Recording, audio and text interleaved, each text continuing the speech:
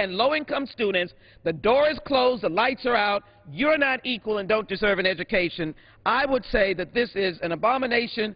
Support the amendments that would provide for $600 million restored to the Pell Grants. I ask my colleagues to vote for the amendment. Mr. Chairman. Gentleman from Montana. The amendment proposes a net increase in budget authority in the bill.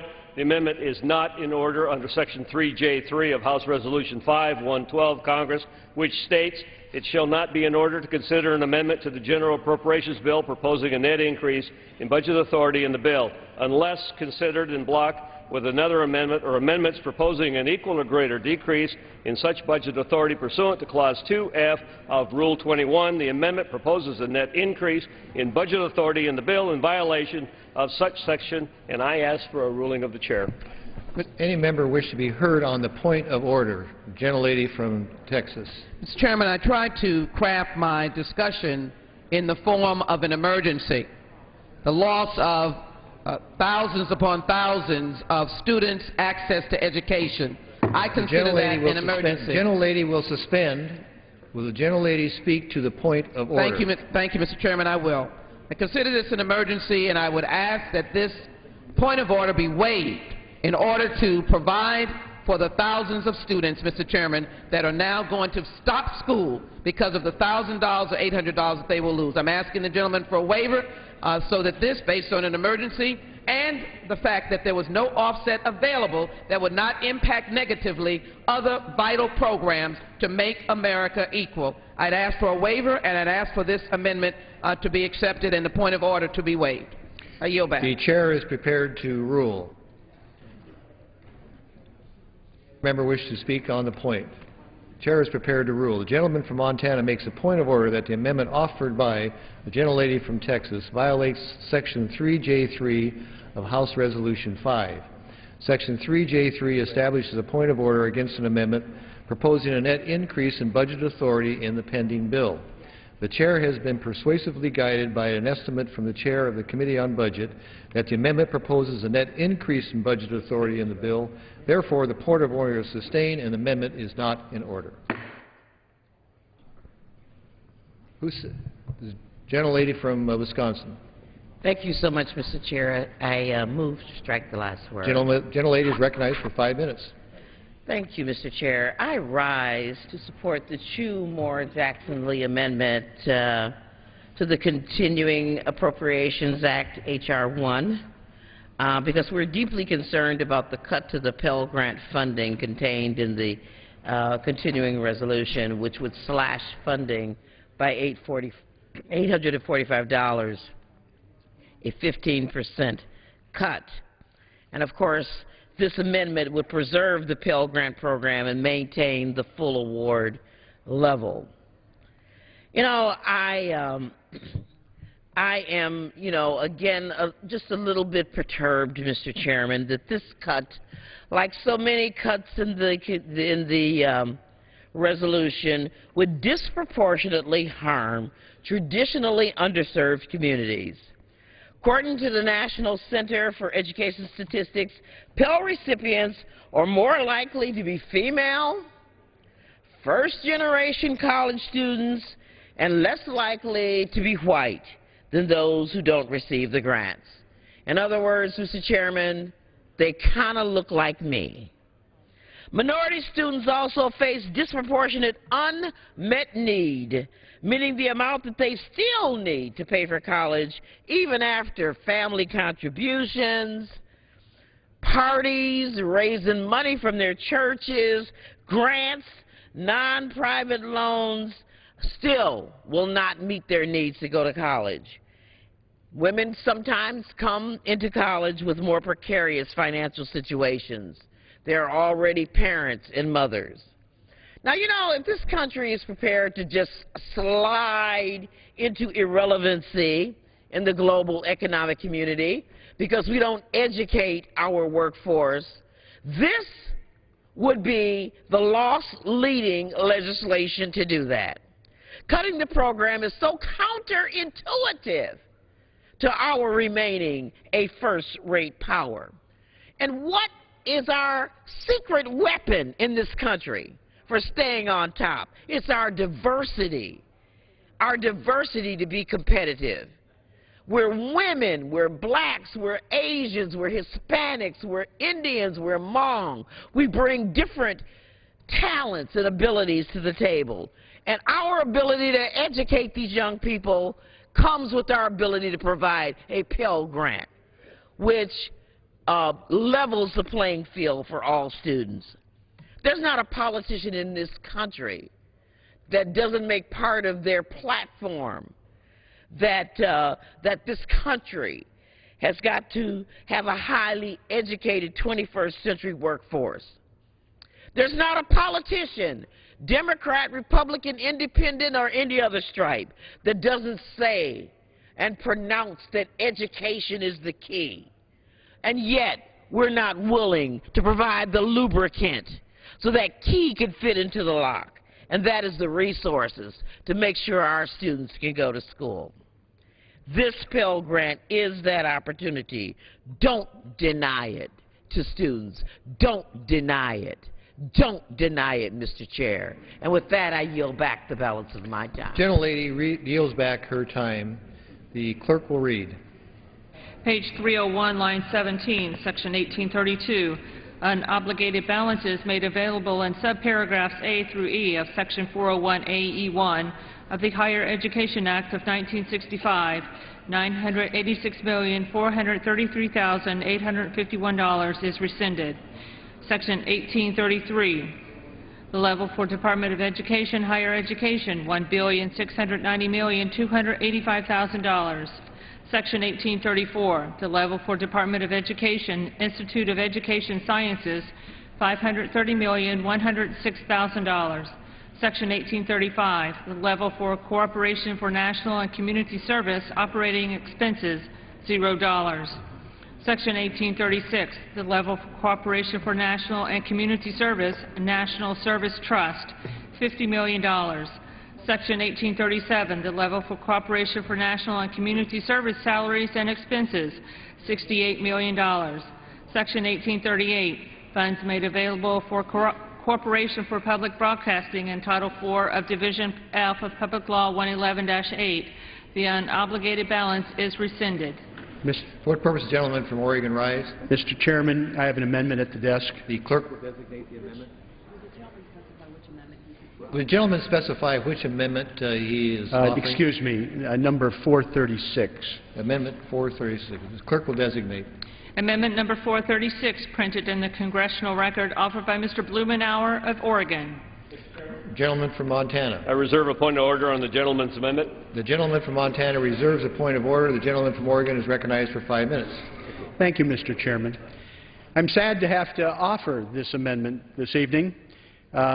It's more unfortunate that if we're going to be subject to a strict interpretation of the House rules. I have a list of provisions already in this young session where time after time the majority has chosen to waive the rules since they were first adopted when it served their purpose. If our colleagues are serious about cutting the deficit, they will not just allow the amendment to be debated, but they will vote upon it and pass it. Mr. Chairman, the public doesn't care whether the deficit is reduced by closing a tax loophole or reducing spending. I'll bet it would rather stop another giveaway to large oil companies rather than cutting programs that are important to them. For that matter, I think the voters like public broadcasting a lot more than they like Congress. These funds for public broadcasting are absolutely essential to protect. It helps serve 170 million Americans every month. Especially important are the innovative programs for education, culture, and public affairs. Make no mistake, the reduction of the funds that are contemplated by my colleagues in 2 years, eliminating public broadcasting support altogether, will damage all the stations. And indeed, I think all of us listen to these stations ourselves. But it would particularly hurt the stations in rural and small-town America. First, small-town stations rely more heavily on public funds than the stations in big cities like Boston, New York, Chicago, even Portland, Oregon. Second, not only do these smaller communities rely more heavily on the stations that are located there, but in rural and small-town America, the circumstance is that it is much more expensive to broadcast to them. Taking an example in a region familiar to the chairman in our Pacific Northwest, for Oregon Public Broadcasting, which serves both our districts, it costs 11 times as much to broadcast to remote Burns, Oregon, than it does in the metropolitan area. Public broadcasting is also the source of innovative broadcasting, innovative journalism that you're not going to find anyplace else. At a time when large corporate newsrooms are cutting back on foreign affairs, for instance, public broadcasting, because of the generous support of viewers and support from the country itself, is being able to expand its foreign coverage. I'll bet most of us in this chamber today relied on NPR first thing in the morning as we were getting ready to go to work to be aware of recent events, for example, in Egypt. It is particularly important for our children. Public broadcasting is the only source of programming that is geared to educate our children, not try to sell something to them. Pulling out this vital public funding stream is going to undermine that mission of educating our children. And at a time when I would think that we would want to support public-private partnerships, taking away the essential contributions that the federal government has provided since 1967 undermines that public-private partnership where we see 6, 7 times the funding leveraged as a result of that public contribution. Mr. Chairman, we've seen this movie before. The Republicans, when they came into power before, tried to shut down public broadcasting, and we have seen the American public push back.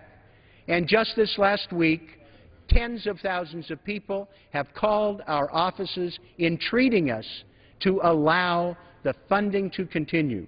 I would strongly urge that there not be selective application of the rules to this amendment, but waive, as the majority has done time and time again for their purposes, to enable this provision to go forward.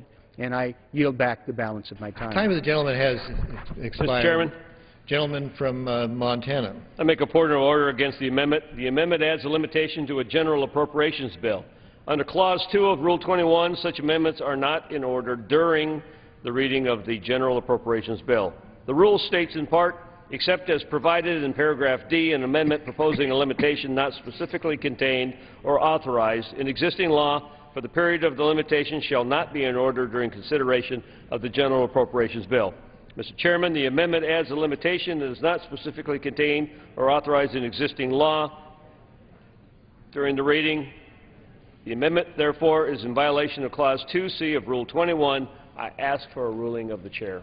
Does any member wish to be heard on the point of order? Gentleman from Mr. Chairman. Gentlelady from New York. Massachusetts. Gentlelady, does the gentlelady wish to speak on the point of order? Does the gentlelady from New York wish to speak on the point of order? No. The gentleman from Massachusetts wishes to speak on the point of order. If not, this gentleman from Colorado wishes to speak on the point of order. Mr. Chairman, I move to strike the last word. I wish to speak on the point of order. The gentleman is insisting on a ruling from the chair. No. If not, the chair is prepared to rule. The amendment includes a limitation. As such, under Clause 2C and Clause 2D of Rule 21, It is not in order as a matter of form until the reading for the amendment has progressed to the end of the bill. The point of order is sustained.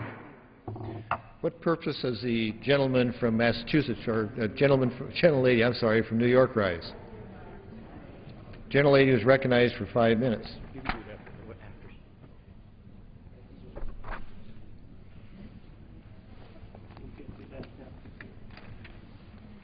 It's deja vu.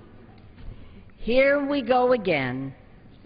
This week, we are again fighting extreme efforts to dismantle the public broadcasting services that 170 million Americans use for news and education. In 1995 and 2005, we defeated efforts to slash the Corporation for Public Broadcasting. How long will it take for some people to learn that the public wants Congress to focus on creating jobs, not laying off Bert and Ernie with G.O. pink slips? My grandchildren are learning from not only old favorites like Big Bird, but also Maya and Miguel, Clifford the Big Red Dog, and a cast of other fun and educational characters. Millions of Americans rely on public TV and radio for vital news in the community, and broadcasters leverage $6 for every $1 in federal funds. Do we want to live in a society in which the only characters that appear on children's programs are those who gross the highest profits, rather than those who deliver the most compelling lessons to our kids? Or one where our news is delivered primarily from sources focused on their bottom lines? Of course not. That is why I'm so pleased to support this amendment to restore cuts. In recent years, we have already cut funding for programs related to public broadcasting, including the Department of Education's Ready to Teach program. We cannot abandon the Corporation for Public Broadcasting altogether. Republicans should be less preoccupied with silencing Cookie Monster and more focused on getting our economy back on track. Thank you, Mr. Chairman. Gentlelady yields back. For what purpose does the gentleman from Colorado rise? I move to strike the last word. Gentleman from Colorado is recognized for 5 minutes. Mr. Chairman, I want to thank the hard work that the House Appropriations Committee has done in crafting a bill that in so many ways is making the tough choices necessary to bring back fiscal sanity to Washington. I'm pleased that they have incorporated a bill that I had earlier filed in this session, H.R. 69, which also would eliminate taxpayer subsidies for the Corporation for Public Broadcasting. There are a number of well-known accountability groups, such as the Club for Growth, Americans for Limited Government, National Taxpayer Union, that have all endorsed this end of funding for taxpayer-supported broadcasting. You know, if we go back in time, in 1967, when the Public Broadcasting Act was first enacted, the intent of that act was, quote, to provide telecommunications services to all citizens in the United States, unquote. Well, that's been accomplished. That was over 40 years ago. Now we have 500 channels on cable TV. People get internet access at their cell phone. We have satellite wireless available around this country. We have so many media options that are available now that were not available 40 years ago. So we have fulfilled the purpose of that act. Now that Republicans are in control of the House, we're getting serious about getting the budget under control.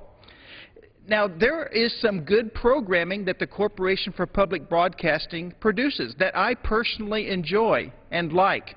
But that's not the issue of whether we like it or not. It's whether taxpayers should subsidize this form of broadcasting. When something puts out good quality programming like the corporation does, they could survive if they wanted to go into the free market and get funding, whether it's selling advertising or something like that. They are perfectly capable of surviving, and not just surviving, but thriving in the open market, because they do have some good quality programming. They don't need to rely on taxpayers. And when you look at what a deep fiscal hole we are in now as a country, for instance, this annual deficit that we're in the middle of right now is going to be $1.6 trillion, the highest in the history of this country. The time has come to end funding for government programs that are no longer necessary. So it's a matter of fiscal responsibility and fiscal sanity that the Appropriations Committee has produced this amendment. It's not against the Corporation for Public Broadcasting, but it's for the taxpayers, saying you don't have to keep subsidizing something that no longer needs the government crutch that it originally was given. The amount of money we're talking about is considerable. If for fiscal year 2011, the Corporation for Public Broadcasting appropriation is $430 million. For next year, the 12, it will be $445 million. And President Obama's budget request that was just submitted, that we got on Monday, asks for $451 million for 2014. That's almost $500 million. When we have $1.5 trillion annual deficits, we have to get our budget under order. And the reason is because by leaving money in the private sector, that will create jobs. Rather than the government and the favored programs having the money, if that money can stay in the private sector, people can invest and create private sector jobs. And those are the jobs that Americans are really looking for. With that, Mr. Chairman, I yield back. Gentleman yields back his time. For what purpose is the gentleman from Massachusetts rise? Mr. Chairman, I rise to strike the last word. The gentleman from Massachusetts is recognized for 5 minutes. I thank you, Mr. Chairman. I rise in support of the amendment offered by the gentleman from Oregon that the majority has unfortunately ruled out of order. In this continuing resolution, the Republicans are trying to dismantle one of the most precious landmarks of the entire media landscape. Public broadcasting is an electronic oasis for learning in what has been called the vast wasteland of commercial television. Now, why do I say that? Well, I say it because you just have to look at what is on commercial television from the perspective of a parent with children trying to ensure that those children are given the educational and informational programming that will help in their development. Here's a short sampling of what was on television during the day today. There's a spate of daytime soap operas which are full of adult themes not appropriate for young children. Then there were programs on this afternoon such as Hoarding, Buried Alive, and The Babysitter's Seduction. Again, more programming not suitable for children. In addition, there was Hollywood's Most Shocking Breakups and Dog the Bounty Hunter, and they were not talking about Clifford the Big Red Dog. Ladies and gentlemen, what we hear is that the private sector, that private television, commercial television, is taking care of the children's audience. It does not. The Cartoon Network is in no way to be compared to what is on the public broadcasting system from 6 a.m. every morning until 6 p.m. every night. 12 hours every day, something that parents can rely upon for their children to see, which is educationally nutritious for their development. And it's on every television station, every public television station in the country, every single day. Let me give you a typical day. On WGBH up in Boston, but on every other public television station, beginning at 6 a.m., it's Between the Lions, then Clifford the Big Red Dog and Arthur, followed by Martha Speaks, Curious George, The Dinosaur Train, and Word World, which brings us all the way up to noontime. The parents are happy, the kids have good programming that they're watching.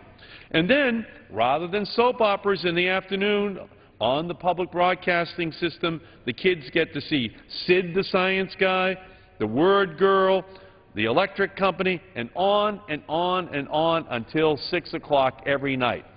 PBS is really the children's television network, and generations of children and parents have benefited from this programming being on. What the Republicans are trying to do is just end this era and just toss these families over to this commercial world, which is fine if you really do believe that Cartoon Network and other networks like that targeted at children for commercial purposes can in any way substitute for this Sesame Street diet that children have been on for more than one generation and have immeasurably helped, not just those that come from the white upper middle class, but in polling, it's actually above 80% whether your family is Asian, Hispanic, white, African American, all poll out at 80% in terms of what those parents believe about the benefit that comes from the public broadcasting system in the children's programming that is presented to those children. So CPB doesn't just stand for Corporation for Public Broadcasting, it also stands for Children and Parents Benefit. And that's why it's important. And that's why it was important in 1967, and that's why it is important today. This has been the crown jewel in our national media mix when it comes to the children of our country. And this attempt to take out a meat cleaver and to cut this programming source off in a way that would harm those families in our country is a huge mistake. Now, Mr. Blumenauer has attempted to offer an amendment that would have restored the full $460 million in funding for the public broadcasting system. But in turn, what his amendment would have tried to do is to go to the big tax breaks for oil and gas companies in our country. But I would ask unanimous consent for one additional minute. Is there objection? Without objection, the gentleman is recognized for one additional minute. I thank you, Mr. Chairman. Objection is heard. Gentleman's time has expired. Okay. What purpose does the gentlelady from Texas rise? The gentleman is recognized for 5 minutes. Happy to yield a minute or so to the gentleman from Massachusetts. I thank you. And it's altogether understandable why the gentleman who did objected, because I know where he's coming from on this. He did not want to hear the next sentence, because the gentleman from Montana is someone who does believe that the tax breaks for big oil should stay on the books. It's $40 billion over the next 5 years, and he'd rather see a cutting of big oil be substituted with by a cutting of big bird. Okay? That's what tonight's all about, just this misallocation of resources within our society. And I understand why the gentleman from Montana doesn't want to hear those words spoken, but he should get ready to hear it over and over again. It's not just big oil gets to, big oil is going to get all the breaks that they want, and it might come at the expense of children's television or poor people. But I will tell you this much. Grandma isn't going to get her lunch because of these people over here, and these guys want to continue to take big oil to lunch. But we're going to have a big debate about this as each and every day goes by, and I thank the gentlelady and I congratulate the gentleman from Oregon for making this amendment. Very briefly, and I thank the gentleman from Massachusetts for confirming the strategy that is being used by our friends on the other side of the aisle. If it's good, if it has been good, it's time for it to go. I want to join the gentleman in supporting the gentleman's amendment from Oregon and to cite Channel 8 in Houston, Texas, that compensates for bloody domestic fights on domestic or commercial TV during the day and doesn't expose our children to opportunities for learning. I might add the National Public Radio as well has its challenges. So I just hope that as we begin to understand that our economy is churning, that we will invest in our children, which the National Public Radio represents. And as my friend from New York said, Big Bird is still alive, and other new characters have been utilized to teach children. Public broadcast equalizes opportunity for good education in preschool for children who are at home or in home daycares, to give them an exposure to learning, reading, writing, and colorful activities. So let me just say that I'm sorry the gentleman's amendment was ruled out of order. It looks as if we have just turned our head away from investing in education, cutting Pell Grants, cutting NIH fellowships and scholarships, cutting public broadcasts. It looks like we've just said enough is enough for job creation, and let's get rid of education as well. And I ask, of course, that this CR be defeated. I yield back. Gentlelady yields back. The clerk will read. Page 303, line 10, section 1839. The level for Institute of Museum and Library Services, Office of Museum and Library Services Grants and Administration, $265,869,000. Section 1840, the level for Medicare Payment Advisory Commission, salaries and expenses, $12,450,000. Section 1841, the level for National Labor Relations Board, salaries and expenses, $233,000. For what purpose does the gentleman from Georgia rise? The clerk will designate the amendment. Amendment number 410, printed in the Congressional Record, offered by Mr. Price of Georgia. The gentleman from Georgia is recognized for 5 minutes. Thank you, Mr. Chairman. Mr. Chairman, I think it's important to put this discussion tonight in a little context. Our friends on the other side of the aisle are fond of saying that we want to dismantle this and slash that and cut that. And the truth of the matter, Madam Chair, is that what we want to do is save. We want to save the American taxpayer and, yes, save the country.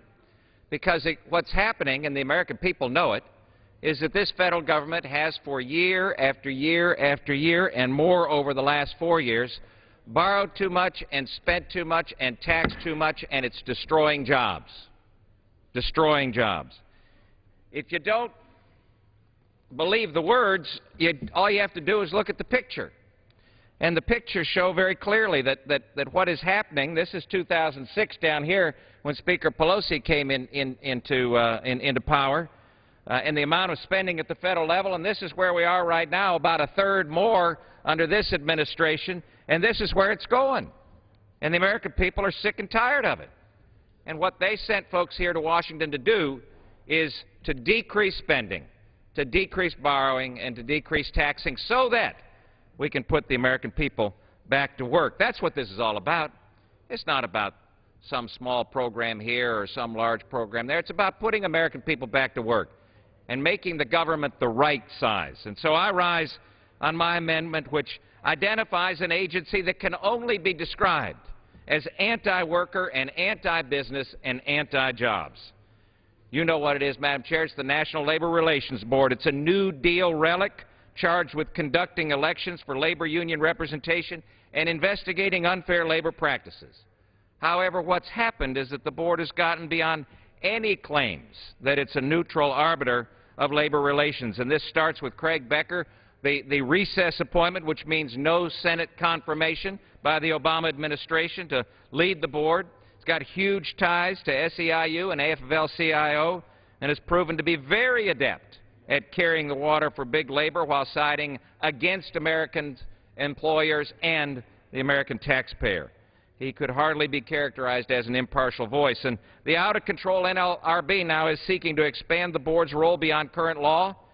American businesses are under constant threat from the NLRB while they try to push for card check, which is actually the Secret Ballot Destruction Act. You'll recall, Madam Chair, that this was a bill that the Democrats, when they were in charge of this whole place, couldn't get through Congress, so now they want to do it by rule. They want to enact it by rule through the NLRB.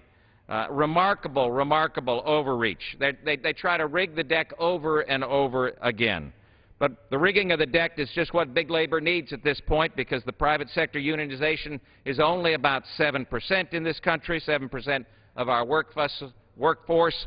So a new influx of dues-paying members is needed for their contributions and for their political campaigns. So my amendment is very simple. at a time of crippling national debt that destroys jobs, my amendment would defund the NLRB and save the American taxpayer $283 million. It makes sense since this agency really has seen its role remarkably diminish. The NLRB's caseload has shrunk dramatically, by some estimates around 40% drop in elections and petitions since 2001. And yet, while its role has been diminishing, its reach into America's workplaces and into America's pocketbooks has only expanded. So this amendment would, a vote for this amendment would be a vote for America's job creators, and we would work to defund an agency whose time has really passed. So I urge the adoption of the amendment, and I yield back the balance of my time. The gentleman yields back the balance of his time. The gentlewoman from Connecticut is, for what purpose does the gentlewoman from Connecticut rise? Seek time in opposition. The gentlelady is recognized for 5 minutes. This is amazing.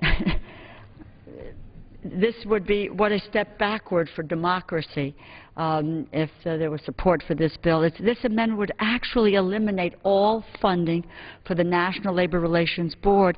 The NLRB has been in existence for 75 years. Its functions are to protect the rights of workers to unionize or not to unionize, to promote peaceful, productive relations between labor and management. It conducts secret ballot elections to determine whether workers want to be represented by a union. It investigates, it resolves complaints of unfair labor practices that are brought against both unions and employers. It protects workers from retaliation, from exercising their rights. These functions are fundamental to democracy in a workplace. Why do we want to throw out the entire system with nothing to replace it? If the amendment were adopted, what would take the place of the NLRB in determining workers' preferences about unionization? If workers are fired for joining a union, where would they go for a remedy? The continuing resolution itself is bad enough as far as the NLRB is concerned. It cuts the board's budget by $50 million, an 18% cut to be made in the last 6 months of the year, so it really winds up being a 36% cut. It would have to furlough employees to get through the rest of the year, furloughs that could be as much as 3 months for each employee. Now, these are folks who want to really create jobs, and now we're going to lay off people. In other words, the CR cripples already the ability of the board to protect workers' rights. It's simply about protecting workers' rights. And to shut down the board completely, truly, is a backward step for democracy. I urge the defeat of the amendment, and I certainly hope whatever the final appropriations legislation for 2011 ultimately emerges will ensure that the NLRB has enough funding to continue to do its job. And yield back. Mr. Andrews. For what purpose does the gentleman from New Jersey rise? Madam Chair, I move to strike the last word. The gentleman is recognized for 5 minutes. I ask unanimous consent to revise and extend my remarks. Without objection. Thank you, Madam Chair. This amendment sets a new standard of irresponsibility that I hope the House never again emulates. Let's assume that a worker who's trying to organize a union is fired because of his or her union organizing activity, files a complaint against the employer for an unfair labor practice, and the National Labor Relations Board is in the process of determining whether that claim is right or wrong and what should happen as a result. Or let's imagine that a worker believes that he or she has been not properly represented by the union they're in, and they file a claim against their union, claiming that the union has failed in its duty to represent that worker. This amendment says that both of those claims and all others will just stop in the middle. We'll pull the plug from the adjudication of the rights of these Americans. I frankly think that it's ironic that a majority which chooses to define itself in terms of its great devotion to the Constitution may be proposing an amendment that violates the due process rights of American citizens kind of on its face. If you file a claim and a duly constituted adjudicatory body starts to hear that claim, my sense is the Congress cannot step in and interrupt that claim in the middle of its adjudication and take your rights away. But that appears to be what's happening here. This is a precedent that would be inappropriate and even dangerous to the extreme in this regard.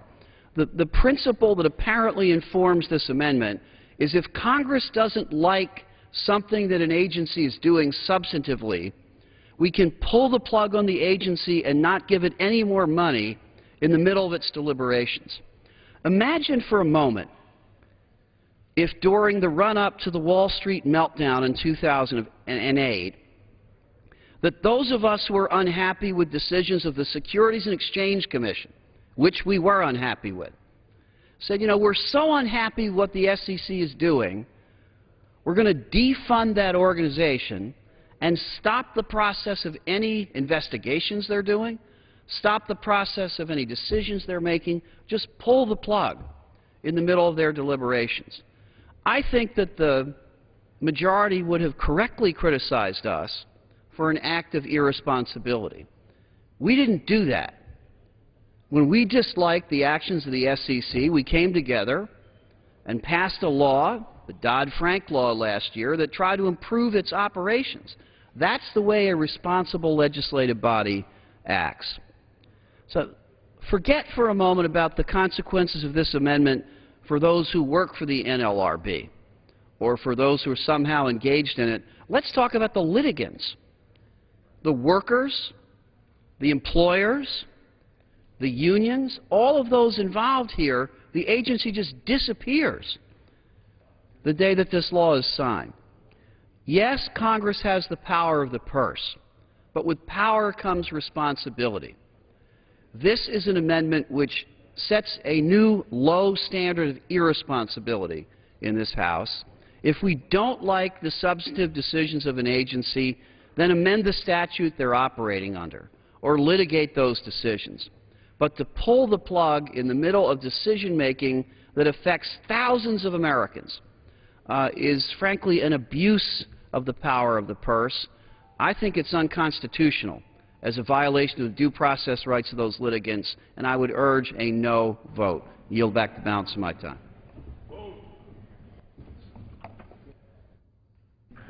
For what purpose does the gentleman from California rise? The gentleman's recognized for 5 minutes. Madam Speaker, members of the House, I rise in opposition to this legislation.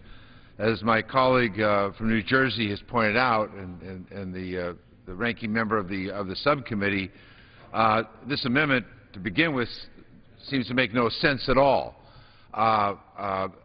It's interesting, as the gentleman said, you pull the plug, but then everybody's left without a right. There is no private right of action. There's no place to go.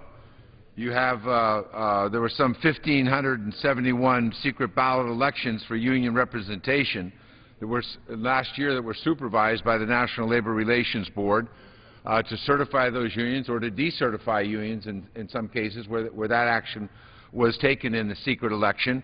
And now those, there would be no remedy. You wouldn't be able to decertify the union. You wouldn't be able to certify the union.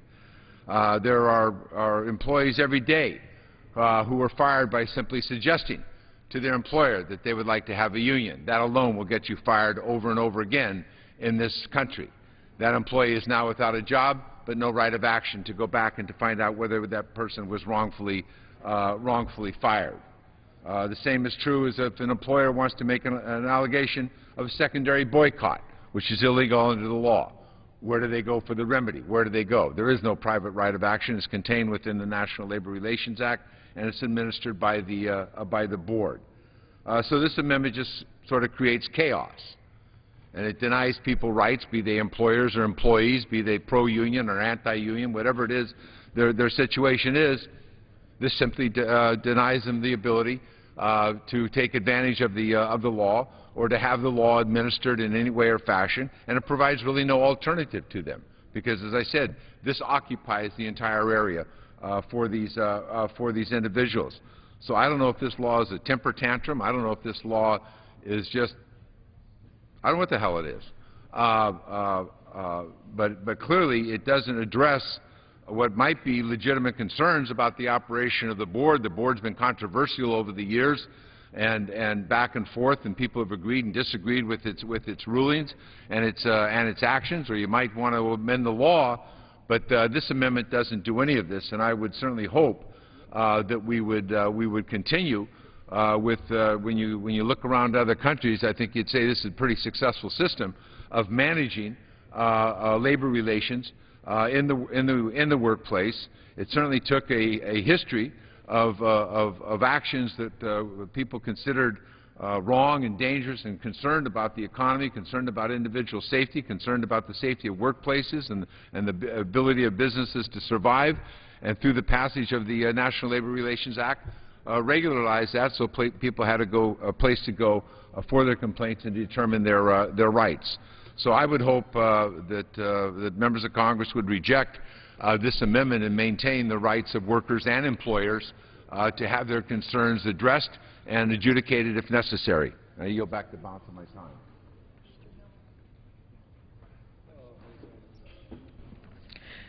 The question is on the amendment offered by the gentleman from Georgia. Those in favor say aye. Those opposed say no. In the opinion of the chair, the ayes have it. The amendment is agreed to. Ask for your record vote. The ayes and nays, recorded vote. Pursuant to Clause 6 of Rule 18, further proceedings on the amendment offered by the gentleman from Georgia will be postponed. Thank you. The clerk will read. Page 303, line 20, Section 1842, the level for Railroad Retirement Board Dual Benefits Payments Account, $57 million. Section 1843, the level for Social Security Administration Payments to Social Security Trust Funds, $21,404,000. Section 1844, the level for the first paragraph under the heading Social Security Administration Limitation on Administrative Expenses, $10,675,500,000. For what purpose does the gentleman from New York arise? Madam Chair, I have an amendment at the desk, amendment number 15. The clerk will designate the amendment. Amendment number 15, printed in the Congressional Record, offered by Mr. Tonko of New York. For what purpose does the gentleman from Montana arise? I reserve a point of order on the gentleman's amendment. Point of order is reserved.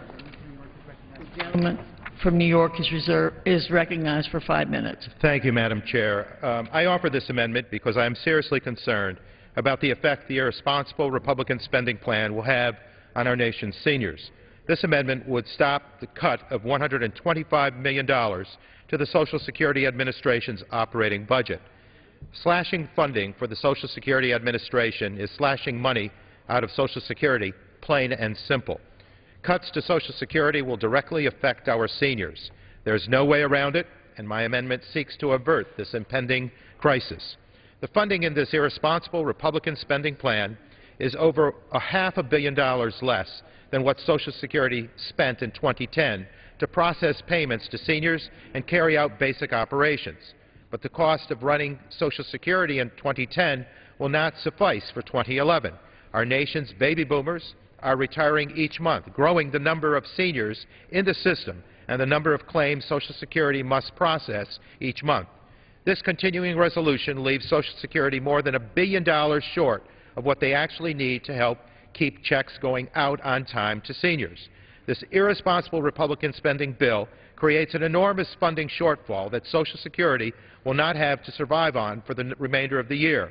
Both Social Security and the Office of Management and Budget have confirmed that these massive cuts would force Social Security to lay off nearly 3,500 employees, furlough other employees, and close their offices in states across the country for up to 4 weeks. What does this mean for seniors on Social Security? It means that 400,000 seniors would not have their applications processed this year. It means that 290,000 people would not have their disability applications processed, adding months of wait time for newly sick and disabled workers with no other source of income. It means that 70,000 fewer people will have their appeals heard, burdening seniors and the disabled with wait times of over a year before their cases can move forward and allow them to receive their benefits earned. And it means that there will be 32,000 fewer investigations to root out improper payments, fraud, and abuse. Each month, Social Security processes nearly 500,000, a half a million, yes, half a million new applications from seniors and the disabled. Employee layoffs and office closures lasting a month would delay benefits to all those applicants, disrupting seniors and widows' checks and delaying payments for those trying to live on a fixed income. Furthermore, closing Social Security offices would create a backlog of applicants. So even when the offices reopened, they would be dealing with an ongoing backlog of applications affecting our seniors long into the future. Who knows when they would ever catch up on the claims? Never in the history of Social Security has there been a backlog of retirement and survivors' benefit applications. This bill is certainly precedent-setting. Without a doubt, it would create the first Social Security backlog in our nation's history. This bill would force the Social Security system to shut its doors for up to a month, something that will affect every person receiving Social Security payments. People will get busy signals or unanswered rings when they call their local offices for help. Seniors will wait weeks for appointments and wait even longer to access their hard-earned benefits. Make no mistake about it, the seniors we represent, the entire body here represents, will feel the impact of these cuts. The majority is lauding the fact that this bill represents the largest spending cut in the history of our country. If they want to cut funding to satisfy that base, fine. But I will not stand for cutting Social Security. I will not support budget cuts balanced on the backs of our nation's seniors and the middle class that bail out the rich and comfortable. Madam Chair, I urge defeat of this bill, the adoption of my amendment, and I yield back the balance of my time. The gentleman yields back the balance of his time. For what purpose does the gentleman from Montana rise? Madam Chair, the amendment proposes a net increase in budget authority in the bill. The amendment is not in order under Section 3J3 of House Resolution 5, 112th Congress, which states, "It shall not be in order to consider an amendment to a general appropriations bill proposing a net increase in budget authority in the bill, unless considered in block with another amendment or amendments proposing an equal or greater decrease in such budget authority pursuant to Clause 2F of Rule 21. The amendment proposes a net increase in budget authority in the bill in violation of this section, and I ask for a ruling of the Chair. The Chair understands the gentleman is making a point of order. Correct. Does any member wish to be heard on the point of order? Madam Chair. Madam Chair, I rise to speak against the point of order. My amendment eliminates extreme and irresponsible budget cuts to Social Security. These cuts will create massive gaps in Social Security's operating budget, leading to even larger costs in the future. My amendment averts this short-sighted downfall, creating a net budget savings that addresses the gentleman's point of order. The gentleman must confine his remarks to the point of order. Right. These cuts pose real threats to Social Security and seniors' benefits. It would force the Social Security Administration... The gentleman from New York will confine his remarks to the point of order. Madam Chair, I ask that this point of order be waived, and on behalf of seniors in my district and seniors across this country who rely on Social Security, I ask that the gentleman withdraw his point of order. We cannot blindly cut Social Security in the name of reducing the deficit without regard to drastic consequences. The gentleman will suspend. I yield back. The Chair is prepared to rule. The gentleman from Montana makes a point of order that the amendment offered by the gentleman from New York violates Section 3J3 of House Resolution 5. Section 3J3 establishes a point of order against an amendment proposing a net increase in budget authority in the pending bill. The Chair has been persuasively guided by an estimate from the Chair of the Committee on the Budget that the amendment proposes a net increase in budget authority in the bill. Therefore, the point of order is sustained. The amendment is not in order. The clerk will read. Page 304, line 7, Section 1845, the level for the first paragraph under the heading Social Security Administration Supplemental Security Income Program $39,892,164,000. Section 1846, funds appropriated for investment in information technology and telecommunications hardware and software infrastructure, $500 million is rescinded. Madam Chair. For what purpose does the gentleman from New York arise? Madam Chair, I have an amendment at the desk, amendment number 16. The clerk will designate the amendment. Amendment number 16, printed in the Congressional Record, offered by Mr. Tonko of New York. Madam Chair. For what purpose does the gentleman from Montana rise? I reserve a point of order on the gentleman's amendment. The point of order is reserved. The gentleman from New York is recognized for 5 minutes. Thank you, Madam Chair. I offer this amendment because I am seriously concerned about the effects of the irresponsible Republican spending bill on our nation's seniors and more specifically on our Social Security system. If my amendment does not pass, $500 million will be stripped from Social Security. That's right, in this nearly 400-page irresponsible Republican spending bill, which has held no hearings, was written and debated through the night, and is being rammed through this chamber, Social Security is put at risk. The bedrock and foundation for so many of our nation's seniors in retirement is Social Security, and yet this bill would steal $500 million from the program. This is money that helps keep the lights on, the doors open, and the checks going out to those who earned it. Yes, earned it. Those who work hard and play by the rules. It goes to those who have rightfully paid into the system and deserve their return on investment, and it should not be taken away in the dead of night. Nearly $500 million, if stolen back from Social Security, will be devastating. In fact, we might as well put the sign on the door of Social Security now. Sorry, we're closed for business. That is because a cut of $500 million will lay off employees that process and mail these checks to seniors.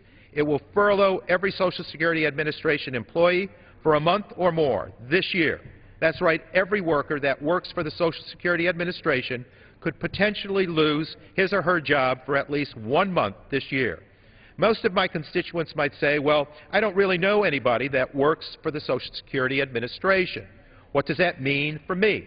Unfortunately, it means 400,000 people across these United States would not have their claims processed this year. Think of it. You are finally eligible for Social Security. Your plan for monthly income and budget based upon this program is disrupted. Perhaps it even allows you to retire completely after a long and productive life of work. You walk up to the office to apply, but you are greeted with a dark and empty building. Or perhaps you call to ensure your payments will soon be processed, and all you get is a dial tone. Nobody is there to answer. This is unthinkable. Even more egregious, 290,000 disabled workers would wait months for their claims to be processed, threatening already vulnerable people with further insecurity. Or imagine you want to appeal your funding amount, or there is an error in your payment. What do you do? Something my office prides itself on is helping these appeals get heard and settled to give Social Security recipients their due payment and peace of mind. Under this irresponsible Republican spending bill, which will cut $500 million to Social Security, some 70,000 appeals cases would cry out, but nobody would be there to listen. Nor would the Social Security Administration be able to clean up cases of fraud, of abuse, and of improper payments. This cut could actually cost the government more than it saves. It is no secret that the majority in this body seeks to privatize Social Security. Their top budget maker has already proven that in his plan. This provision in the irresponsible Republican spending bill is simply another brick laid along the path to Social Security's destruction. President Bush proposed privatizing this program in 2005, and Americans said no. We were right to say no, as Social Security would have trillions in the stock market during the meltdown of the Bush recession lost. Instead, Social Security did not lose a single penny. That bears repeating. In the worst economic recession since the Great Depression, Social Security did not lose a single penny. We must protect Social Security from being raided for short-term political gains. Without it, almost half of all of our seniors would be living in poverty. It makes up 76% of the total income for middle and low-income seniors. But it is not just the seniors who depend on Social Security. Families who have lost loved ones are able to survive on their loved ones' benefits, including about 6.5 million children. Raiding Social Security would hurt them too. In 1935, President Franklin Delano Roosevelt uttered a quote that is as true today as it was 76 years ago. He said, "We put those payroll contributions there so as to give the contributors a legal, a moral, and political right to collect their pensions and their unemployment benefits. With those taxes in there, no damn politician can ever scrap my Social Security program." With that, I thank you, Madam Chair, and I yield back. Madam Chairman. For what purpose does the gentleman from Montana rise? The amendment proposes a net increase in the budget authority in the bill. The amendment is not in order under Section 3J3 of House Resolution 5, 112th Congress, which states, "It shall not be in order to consider an amendment to a general appropriations bill proposing a net increase in budget authority in the bill unless considered in block with another amendment or amendments proposing an equal or greater decrease in such budget authority pursuant to Clause 2F of Rule 21. The amendment proposes a net increase in budget authority in the bill. In violation of this section, I ask for a ruling of the Chair. Does the Chair understand